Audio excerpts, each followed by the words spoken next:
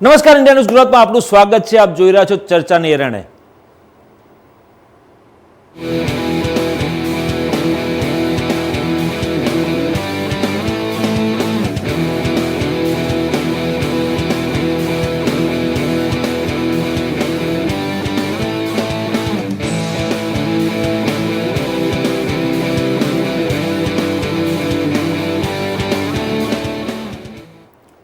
દર્શક મિત્રો, આપ સૌ જાણો છો કે વર્લ્ડ કપ 2023 શરૂ થઈ ગયું છે અને જે રીતે વિશ્વ મહાકુંભ, ક્રિકેટનો મહાકુંભ છે એ શરૂ થઈ ગયો છે. ભારત યજમાની કરી રહ્યું છે અને સાથે આજે પહેલી મેચ અમદાવાદમાં નરેન્દ્ર મોદી સ્ટેડિયમમાં રમાઈ રહી છે ઇંગ્લેન્ડ અને ન્યૂઝીલેન્ડ વચ્ચે. ભારત આ મેચ વર્લ્ડ કપ માટે હોટ ફેવરિટ તો છે, પણ સાથે સાથે ઓસ્ટ્રેલિયા અને ઇંગ્લેન્ડ પણ હોટ ફેવરિટ છે. અને જે રીતે લોકોમાં ફીવર જાગ્યો છે દેશ આખામાં, અને ક્રિકેટ રમતા દેશોમાં પણ વર્લ્ડ કપનો ફીવર જે હોય છે ને એ અદ્ભુત હોય છે. અમદાવાદમાં મેચ રમાઈ રહી છે. અમદાવાદમાં 5 મેચો રમાવાની છે, 46 મેચો રમાવાની છે વર્લ્ડ કપમાં. અને જે રીતે અમદાવાદમાં નરેન્દ્ર મોદી સ્ટેડિયમમાં, જે વિશ્વનું સૌથી મોટામાં મોટું સ્ટેડિયમ છે, 1 લાખની કેપેસિટીવાળું, અને ત્યાં પહેલી મેચ રમાઈ રહી છે. વર્લ્ડ કપનો આગાઝ થઈ ગયો છે અને 14મી ઓક્ટોબરે વિશ્વ ક્રિકેટના 2 કટ્ટર હરીફ ભારત અને પાકિસ્તાન વચ્ચે મેચ રમવાની છે. ત્યારે આ આખા 46 મેચોની જે છે એને માટેની આખી તૈયારીઓ બધા જ રાજ્યોમાં, બધા સ્ટેડિયમમાં થઈ ગઈ છે. પરંતુ ખાસ કરીને નરેન્દ્ર મોદી સ્ટેડિયમમાં એટલા માટે તૈયારીઓ મહત્ત્વની બની જાય છે કારણ કે નરેન્દ્ર મોદી સ્ટેડિયમમાં ભારત પાકિસ્તાનની મેચ રમવાની છે અને અમદાવાદીઓ ક્રિકેટ ઘેલા હોય છે, ગુજરાતીઓ ક્રિકેટ ઘેલા હોય છે. અને જે પ્રકારે એ લોકો મેચને લઈને ઉત્સાહી હોય છે, ભલે ઇન્ડિયામાં ના રમાતી હોય, બહાર રમાતી હોય, વિશ્વના કોઈપણ દેશમાં રમાતી હોય, પરંતુ ભારતની મેચ હોય અને ભારત જીતે અને અમદાવાદીઓ તેનો ઉત્સવ ન મનાવે તે શક્ય જ નથી. અમદાવાદીઓ તમામ ઉત્સવ મનાવવામાં માહેર હોય છે. 24 જ્યારે પણ મેચ હોય ત્યારે એ લોકો ગમે તેટલા વાગે મેચ પૂરી થાય બહાર નીકળશે અને રેલી યોજશે અને પીપુડા અને બ્યુગલ ને સિસોટીઓ લઈને રેલીઓ કાઢશે અને ભારતનો તિરંગો લઈને ઉત્સવ મનાવશે, ફટાકડા ફોડશે. જ્યારે મેચ હોય છે, વર્લ્ડ કપ જેવી મેચ હોય, T20નું વર્લ્ડ કપ હોય, ત્યારે ભારતના અને ખાસ કરીને અમદાવાદ અને ગુજરાતમાં જે માહોલ હોય છે ને એ વિશ્વના કોઈ રાજ્યોમાં, વિશ્વના કોઈ શહેરોમાં જોવા નથી મળતો. એવો માહોલ અમદાવાદમાં જોવા મળતો હોય છે. આ વખતે યજમાની કરી રહ્યું છે ભારત. હોટ ફેવરિટ છે. ઓસ્ટ્રેલિયા અને ઇંગ્લેન્ડ પણ હોટ ફેવરિટ છે. પરંતુ આ બધાની સાથે ચર્ચા કરવા માટે આજે આપણે ચર્ચા નિર્ણયમાં ક્રિકેટ મહાકુંભનો આગાઝમાં ચર્ચા કરવા માટે અમારી સાથે જોડાયા છે ગ્રુપ હેડ સ્પોર્ટ્સના અમારા ITV નેટવર્કના સુનિલ યસ કાલરા. આપનું સ્વાગત છે. Thank you very much. દર્શકો, તો આજે ખાસ વાત કરીશ કે આજે જે ચર્ચા છે ને એ હિન્દી અને ગુજરાતી બંને ભાષામાં રહેશે. કારણ કે હિન્દી ભાષામાં પણ થોડું રહેશે, ગુજરાતી ભાષામાં પણ રહેશે. અને સુનિલજી આપણને ક્રિકેટમાં કઈ ટીમનો પલ્લું ભારે છે એ વસ્તુ કહેશે. સુનિલજી, सबसे पहला सवाल तो ये करूँगा कि भारत में वर्ल्ड कप शुरू हुआ है, आप किसको हॉट फेवरेट मान रहे हैं? हॉट फेवरेट से पहले सबसे पहले एक बहुत बड़ा सेलिब्रेशन है. जैसे आपने बोला फटाकड़ा और सेलिब्रेशन होती है, this is exactly the time कि हमारे गुजरात एंड इंडिया में एक बहुत बड़ा टाइम है. 3rd टाइम हम लोग सेलिब्रेट कर रहे हैं. बट इस बार क्रिकेट का जो जुनून फीवर है वो एक नेक्स्ट लेवल पे. वाई? बिकॉज इंडिया का ये सबसे बड़ा 10 सिटीज़ में होने वाला गेम है. गुजरात इंपॉर्टेंट इसलिए है क्योंकि उसके अंदर आपके पास 5 बड़े इंपॉर्टेंट मैचेस हैं.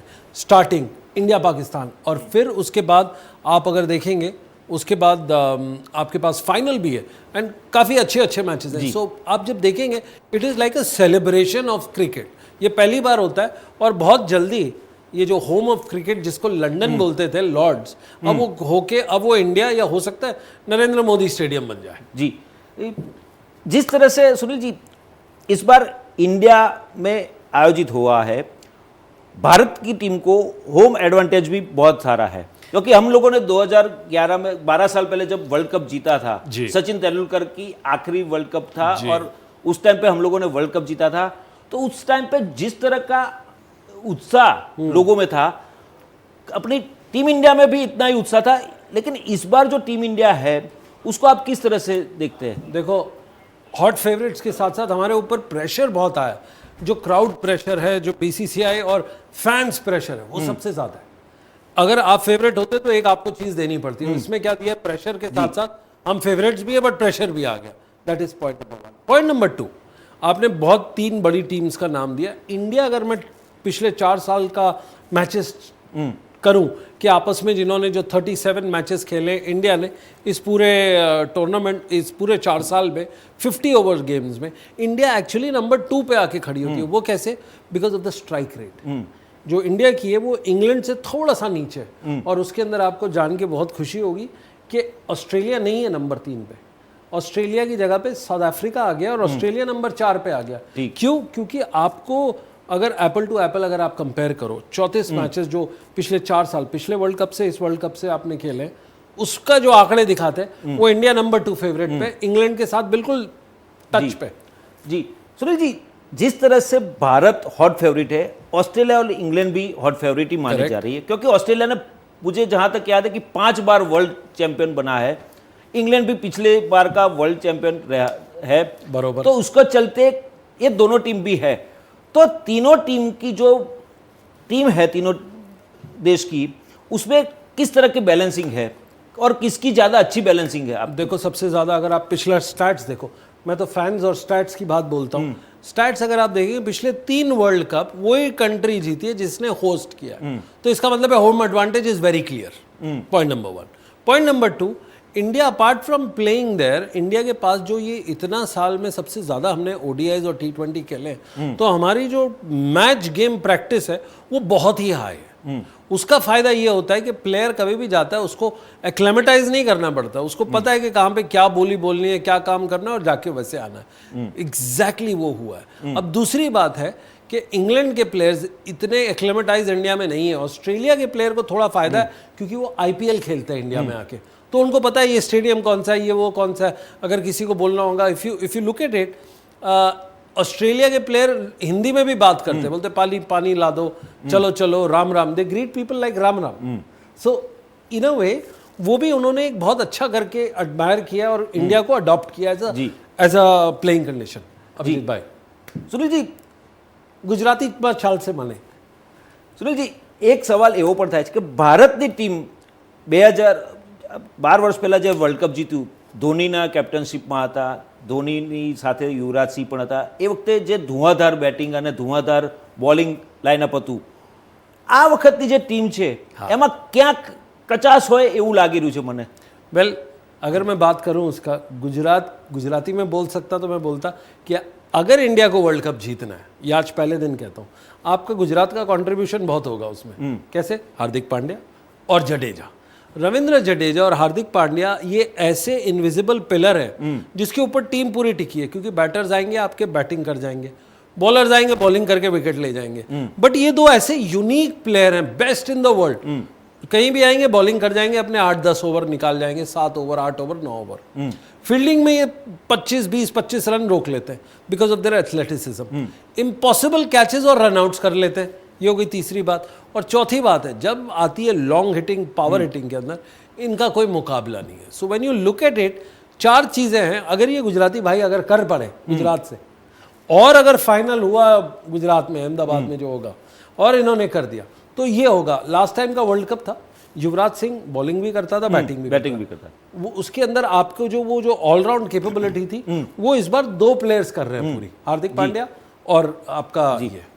लेकिन सुनील जी, सवाल ये भी उठता है कि 1983 में सबसे पहला वर्ल्ड कप जीता, कपिल देव ऑलराउंडर के तौर पे उस टाइम पे करेक्ट बाहर आए थे। करेक्ट। उसके बाद काफी टाइम तक इंडिया की टीम को ऐसा ऑलराउंडर नहीं मिला, जब अब मिलना शुरू हो गया। क्योंकि हार्दिक पांड्या आपने बताया, रविंद्र सिंह जाडेजा, ये 2 है ऐसे कि जो ऑलराउंडर के तौर पे काम आ सकते हैं। करेक्ट।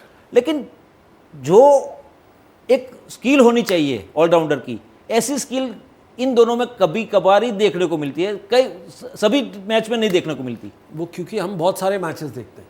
1983 का वर्ल्ड कप था, 6 मैचेस थे, 7 मैचेस थे, आप खेले, आपको याद रहे जिंदगी भर। उसके अंदर भी एक और मैन ऑफ द सीरीज रहा है, वो भी एक ऑलराउंडर था, महेंद्र अमरनाथ। उसने अपनी स्लो बॉल डालता था, बैटिंग करता था, अपने कैच वैच पकड़ के चला जाता था।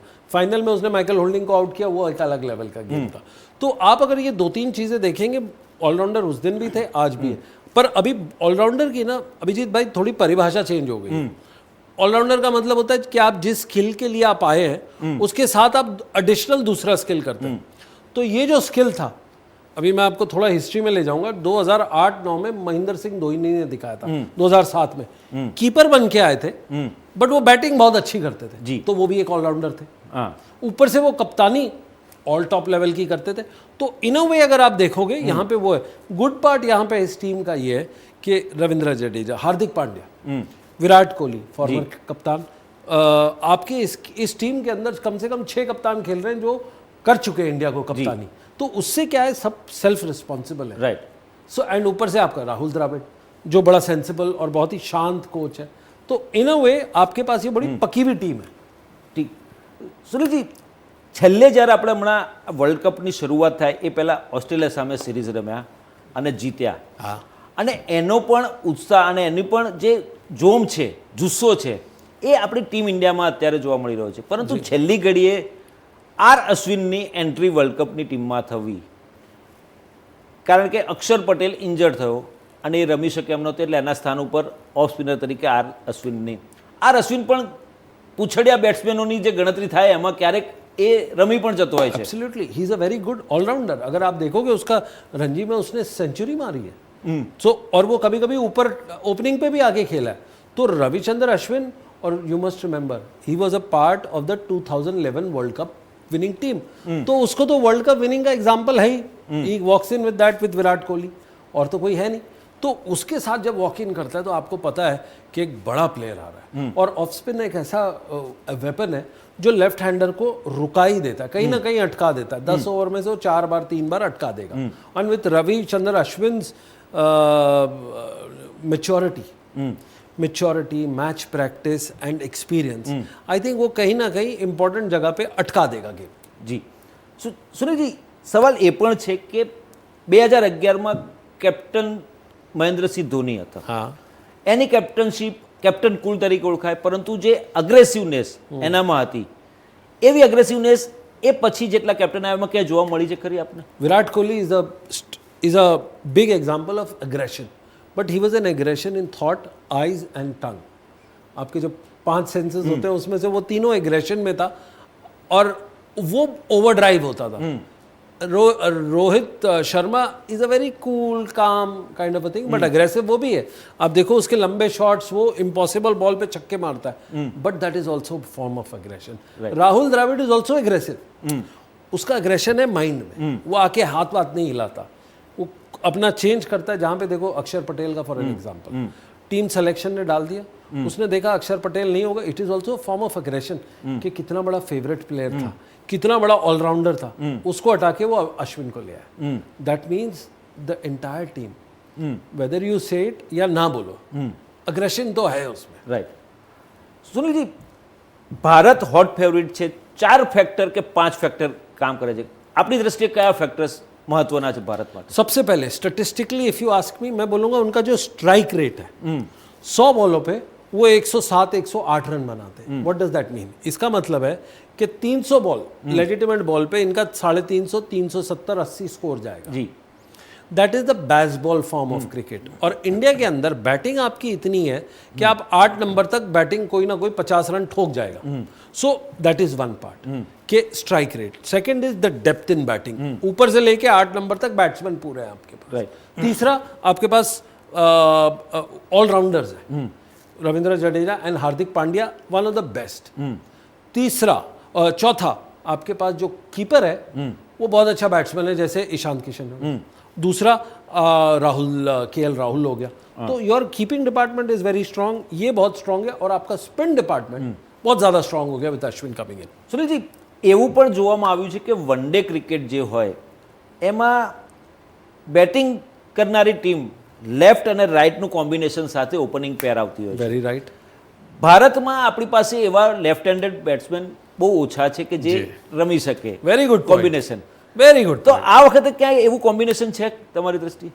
देखो जी, कॉम्बिनेशन इतना अच्छा तो नहीं है लेफ्ट हैंडेड। अगर ऋषभ पंत होता तो इंडिया की बैटिंग बहुत अलग तरीके से होती, बट अब क्या हो गया कि हमारे उसके जाने से थोड़ा सा टीम का राइट लेफ्ट में प्रॉब्लम हुआ है, बट स्कोरिंग में नहीं हुआ। पहले क्यों करते थे आप? ताकि बैट्स बॉलर की रिदम बिगाड़ो। जो फ्रंट लाइन बॉलर होता था उसको आप खड़े होके मारो और फिर लेफ्ट हैंडेड आके उसको सेटल नहीं होने देता था। यहाँ तो आपके right handed batsman Shubman Gill, इतनी बढ़िया technique, he hits the ball and it stage it, तो वो टेक्निक ने उसका राइट लेफ्ट को हैंडल किया। સુનિલજી, બોલિંગ લાઇનઅપની વાત કરીએ તો બોલિંગ લાઇનઅપમાં આપણી પાસે આ વખતે હાર્દિક પંડ્યા છે ફાસ્ટ બોલરમાં. એ સિવાયના બોલર્સ જે છે એ શરૂઆતના જે પહેલી 10 ઓવર છે પાવર પોઈન્ટની એમાં જો ન ચાલ્યા અને એમાં જો જોડાયા તો ભારતની ટીમ છે ને એ ડિસઅપોઇન્ટ થઈ જાય છે. हाँ, આ વખતે આ ન થાય એના માટે કોઈ એવો वेल अगर फास्ट बॉलर आएगा तो या तो वो विकेट लेगा या छक्का पड़ेगा उसको, and this is the nature of 50 over game. But जो 10 ओवर से 40 ओवर का गेम है जिसमें बहुत गेम हिलती है कि लेफ्ट आर्म स्पिनर होगा, राइट आर्म होगा, ये डालेगा, उसके ऊपर मामला अटक जाता है. और उसके अंदर आपको तब देखना है कि कौन बैटिंग करेगा, कौन बॉलिंग करेगा, और उसके अंदर आपका स्पिनर आता है, and that's where Ashwin and Jadeja आके उसको रोक सकते हैं. That is what is important. ઓપનિંગમાં પણ ચલો ઓપનિંગ પેરનું પરફોર્મન્સ સારું ન રહ્યું અને બેટિંગ લાઇનઅપ ચેન્જ કરવાની આવે તો 1 डाउन 2 डाउનમાં કઈ રીતના એડજસ્ટ થશે? देखो इसके अंदर आपका again I will come back to Hardik Pandya ऊपर डाल सकते हैं, केएल राहुल को नीचे खेल सकते हैं, आपका ईशान किशन ऊपर भी खेल सकता है, नीचे भी खेल सकता है. राइट. तो आपके पास जो कॉम्बिनेशन है ना वो आपके पास 4 है, बाकी टीम के पास 2 होते हैं कॉम्बिनेशन. आपका जो ताला लॉक है वो 3 और 4 तरीके में. तो उससे क्या होता है, बॉलिंग भी अच्छी आ जाती है आपकी. जहाँ बॉलिंग फॉल्टर होती है you have plan b, batting में जहाँ फेल होते हो you have plan b, fielding में अगर फेल होते हो तो आपके पास उसका भी प्लान बी है. सो अगर आप देखोगे तो ओवरऑल आपके पास 3-3, 4-4 प्लान्स हैं बॉलिंग बैटिंग डिपार्टमेंट पे. પણ 1 डाउનમાં આપણી પાસે એવા કોઈ રાહુલ દ્રવિડ છેલ્લે હતો 1 डाउનમાં એક સ્ટેડી બેટ્સમેન તરીકે, પછી ચેતેશ્વર પૂજારા પણ આવ્યો પણ વન ડેમાં ચાલ્યો નહીં, ક્રિકેટમાં ચાલે છે, ટેસ્ટ ક્રિકેટમાં ચાલે છે, પરંતુ વન ડેમાં નથી ચાલતો કે T20માં નથી ચાલતો. 1 डाउનમાં આપણે માટે એક મોટો હેડેક છે ભારતીય ટીમ માટે. તેના માટે એવો કઈ રણનીતિ અથવા તો એવો કોઈ પ્લેયર શોધી મળ્યો નથી હજી સુધી, એનું કારણ શું હોય? देखो नंबर 3 तो हमेशा आपका विराट कोहली आता है. Number 4 is a problem usually for India, क्योंकि विराट कोहली उस जगह पे सेट है after the world cup 2011. Virat Kohli out થઈ ગયો તો हाँ, that is where the problem is. बहुत अच्छा पॉइंट है. अगर विराट कोहली आउट हो जाता है तो आपको नंबर 4 सूर्य कुमार यादव मिलता है या आपको ईशान किशन मिलता है, या और आपके पास ज्यादा विकल्प नहीं है इसका. और क्या करना है आपको, ये देखना है कि नंबर 3 अटका के रखना है आपको गेम, और उसी के ऊपर इंपॉर्टेंट है. अगर आप देखो चेतेश्वर पुजारा और आपने अजिंक्य रहाणे और 1-2 की बात की है, जो रूट का आज का मैच देखो आप, वो ऐसा उसने अपने आप को चेंज किया है. 70 बॉलों में 77 रन बनाता है, 50 बॉलों में 40 रन बनाता है. वो क्या करता है, ही स्टार्टेड हिटिंग ऐसे करके उल्टा स्विच हिट, जो कभी जो रूट ने नहीं मारा. क्यों करता है? बिकॉज इस टेक्निक इज बहुत अच्छी. अगर आपकी टेक्निक अच्छी है तो टाइमिंग आ जाएगी. टाइमिंग एक बार आ जाएगी, बट टेक्निक अच्छी नहीं है तो टाइमिंग हिला देगी. So it is about touch and timing. બરાબર. સુનિલજી, આપણી ટીમ શરૂઆતમાં શેરની જેમ આગાઝ કરતી હોય છે ને, હુમલા કરતી હોય છે, બેટિંગ કરતી હોય છે, અથવા તો સારું પરફોર્મ કરતી હોય છે, પરંતુ ક્યાંક એવો તબક્કો આવી જાય છે કે આખી ટીમ ડિસઅપોઇન્ટ થઈ જાય, ડિપ્રેશનમાં આવી જાય અને ફટાફટ વિકેટો પડવા માંડે, એક પછી એક વિકેટો પડવા માંડતી હોય છે. તો એ સંજોગોમાં કોની ભૂમિકા મહત્વની બની જાય છે? पहले तो आपको ये थोड़ा सा एक्सप्लेन करते हैं फैंस को कि ये क्या सिस्टम है. इंडियन टीम जो मैंने नोटिस किया और उनसे बात की है प्लेयर से, वो 3 तरीके से खेलती है. पहले से 10 ओवर में उनकी एक स्ट्रैटेजी होती है, 11 से 40 ओवर में जो मैक्सिमम टाइम है उसमें दूसरी स्ट्रैटेजी, और 40 to 50 ओवर्स में एक थर्ड स्ट्रैटेजी है. इनके पास ये गेयर चेंज करती है और हर तीनों स्ट्रैटेजी पे एक एक बैकअप है. नाउ आपने पूछा कि धड़ाधड़ विकेट चली जाती है. विकेट जाती है यस, बट उसके पास आपके पास एक बंदा आके रोकता भी है उसको, फिर गेम स्लो कर देते हैं suddenly, because it's a 50 over game. देखो खास यही है कि आपके पास एक 50 ओवर का गेम है और आपका माइंडसेट वैसा है. और हम अभी ऑस्ट्रेलिया से जीते हैं जैसे आपने बताया, तो हमको we are in the habit of winning series, और हमने बहुत सारे प्लेयर्स को ट्राई किया. So we are very well in that particular thing. છેલ્લો સવાલ સુનિલજી, કે જેટલી પણ ટોપ મોસ્ટ ટીમ છે, ટોપ રેન્કિંગ ટીમ છે. जी ભારત છે, ઓસ્ટ્રેલિયા છે, ઇંગ્લેન્ડ છે. પાકિસ્તાન ટોપ રેન્કિંગમાં બહુ નથી આવતી. નથી આવતી. શ્રીલંકા પણ ડચુપચુ જેવું છે. તો આ જે 3 ટોપ રેન્કિંગની, સાઉથ આફ્રિકા પણ છે. છે. એ સાઉથ આફ્રિકા એ ગમે ત્યારે કંઈ પણ કરી શકે છે. એ વર્લ્ડ કપમાં ફાઇનલમાં જીત્યું નથી, વસ્તુ સાચી છે, પરંતુ એ કંઈ પણ કરી શકે છે. કોઈ પણ મોટી ટીમ હોય, નંબર 1 હોય ઇન્ટરનેશનલ ક્રિકેટમાં, વન ડેમાં, એને પણ હરાવી શકે છે. તો આ જે 3-4 ટીમો છે એમાં કયા પ્લેયર્સને તમે વધારે એગ્રેસિવ અને મેચ વિનિંગ માટેના ફેક્ટરમાં માનો છો? I was talking to some people. पहले आपको आपने जो 2-3 टीम का लिया, फेवरेट कौन सी है? पाकिस्तान के ऊपर 1 मिनट हम लगाते हैं, उसमें सिर्फ एक ही ऐसा प्लेयर है जो उनका कप्तान जिसने 100 मैचेस खेले, और कोई ऐसा प्लेयर नहीं है जिसने 100 पार करे हो. पॉइंट नंबर 2, एक ट्रेंड आ गया है कि हर टीम के अंदर एक एक्स्ट्रा विकेट कीपर होता है. जैसे इंडिया में खेल रहे हैं केएल राहुल और ईशांत है, बेस्टो और आपका दूसरा है, कॉनवे है और लैथम है. तो हर टीम 11 में से 2 कीपर होते हैं. पाकिस्तान के पास वो भी कुशन नहीं है. अगर एक प्लेयर आपका चला गया तो आपका टूर्नामेंट खत्म है. इसमें एक मैच की अगर नेट रन रेट खराब हो गई तो होता है. इंडिया का क्या फायदा है कि 2 प्लेयर्स भी हैं, अच्छे भी हैं, और कोई एक आधा कोई और भी आके कर लेगा. So that is not a problem. So आपका सवाल था कि इंडिया के अंदर इंपॉर्टेंट क्या रहेगा. Again I will come back to the Gujarat formula. अगर जडेजा और हार्दिक पांड्या दोनों में से एक चल गया एक मैच में, और वो मैच भी कौन सा होगा, इंडिया ऑस्ट्रेलिया, या आपका होगा क्लोज मैच जो होगा इंडिया इंग्लैंड, उस 2 मैच में अगर निकाल के ले गए तो you are in the semifinal. Not talking about new teams, new वो. किसी ने सोचा था कि वेस्ट इंडीज वर्ल्ड कप कभी नहीं खेलेगा? इस वर्ल्ड कप में हुआ. I was there in Zimbabwe to watch. જેનો હાવ હતો એક વખત આંતરરાષ્ટ્રીય ક્રિકેટમાં, વન ડે ક્રિકેટમાં, એ આજે નજરઅંદાજ કરાઈ રહી છે, સાઈડ પર જતીને ક્યાંય અંધારામાં ખોવાઈ ગઈ છે. Absolutely absolutely. तो ये गेम चेंज हो रहा है. So people who change with the game, उनके लिए तो they are in that best position कि ये जितवा के ले जाएंगे. बट जो नहीं उसको हुआ, उसके अंदर गेम अटक जाता है. રાઈટ. સુનિલજી, ખૂબ ખૂબ આભાર અમારી સાથે જોડાયા અને ચર્ચા કરી. દર્શકો, તો જે રીતે ક્રિકેટ મહાકુંભનો આગાઝ થઈ ગયો છે અને જે પ્રકારે સુનિલજીએ પણ કહ્યું કે ભારત હોટ ફેવરિટ છે અને 2 ગુજરાતીઓ, હાર્દિક પંડ્યા અને રવિન્દ્રસિંહ જાડેજા, આ 2 ગુજરાતીઓ જે છે ઓલરાઉન્ડર છે તરીકે કામ કરી શકે છે, કારણ કે બોલિંગ કરે છે અને 2 જણા, અને બેટિંગમાં પણ ક્યારેક જરૂર પડે ત્યારે આવી જાય છે અને મેદાનમાં જાય અને મેચ વિનિંગ બની જાય છે. અને આપણે મેચ વિનર તરીકે એ 2ને વધારે મહત્વ આપવામાં આવી રહ્યું છે. ત્યારે ભારત હોટ ફેવરિટ છે, સાથે સાથે ઓસ્ટ્રેલિયા અને ઇંગ્લેન્ડની પણ ટીમ મજબૂત છે, અને જે ક્લોઝ ફાઇટ થવાની છે એ આ 3 ટીમો વચ્ચેની ક્લોઝ ફાઇટ થવાની છે. અને આમાં સેમીફાઇનલમાં આ 3 ટીમ તો આવવાની છે, પરંતુ ચોથી ટીમ કઈ આવશે અને ફાઇનલમાં કોણ પહોંચશે એ તો સમય કહેશે. દર્શકો, ચર્ચાની અત્યારે બસ આટલું. વધુ સમાચાર અને અપડેટ્સ માટે જોતા રહો ઇન્ડિયા ન્યૂઝ ગુજરાત, ગુજરાતી ધડકન. નમસ્કાર.